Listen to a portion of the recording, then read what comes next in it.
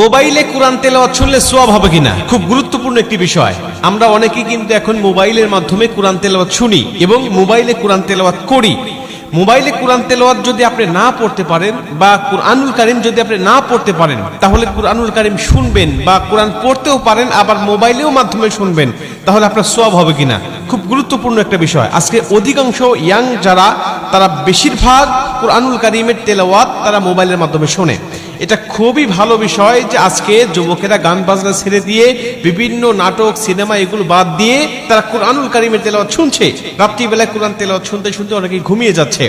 আর কোরআন তেলাওয়াত শুনলে আপনার সওয়াব হবে কিনা, এ ব্যাপারে আল্লাহ পাক স্বয়ং নিজে কুরআনুল কারীমের মধ্যে উত্তর দিয়েছেন। আল্লাহ বলছেন, ওয়াইদা কুরিয়াল কুরআনু ফাসতামিউ লাহু ওয়ানসিতু লাআল্লাকুম তুরহামুন।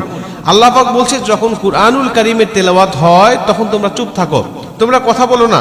ওয়াইদা কুরিয়াল কুরআনু ফাসতামিউ লাহু ওয়ানসিতু লাআল্লাকুম তুরহামুন, এবং মনোযোগ সহকারে তোমরা শ্রবণ করো, আশা করা যায় যে আল্লাহ পাকের রহমত তোমাদের উপর বর্ষিত হবে। আল্লাহর কোরআন আপনি শুনবেন মোবাইলের মাধ্যমে হোক, আর কারো কণ্ঠে হোক, আর সামনাসামনি হোক, আপনি যখনই কুরআনুল কারীমের তেলাওয়াত শুনতেছেন তখনই আল্লাহ আপনার উপরে রহমতের বারিধারা বর্ষণ করছেন। অতএব মোবাইলের মাধ্যমে আপনি কোরআন তেলাওয়াত শুনতে পারবেন, এটা হলো প্রথম নম্বর কথা। দ্বিতীয় নম্বর কথা, আপনি যদি কুরআনুল কারীমের তেলাওয়াত শুনতে শুনতে ঘুমিয়ে যান, বা কুরআনুল কারীমের তেলাওয়াত শুনতে শুনতে আপনি যানবাহন করছেন, চলাচল করছেন, বা কুরআনুল কারীমের তেলাওয়াত আপনি বসে বসে শুনতেছেন, এমন অবস্থায় যদি আপনার মৃত্যু হয়ে যায়, নবীজি বলছেন, আল মাউতু আলা আমালিন সালেহ, যে ব্যক্তি ভালো কাজ করারত অবস্থায় দুনিয়া থেকে বিদায় নিয়ে চলে যায়, আল্লাহ পাক তাকে জান্নাতি মরণ দেয়, জান্নাতি মৃত্যু দেয়।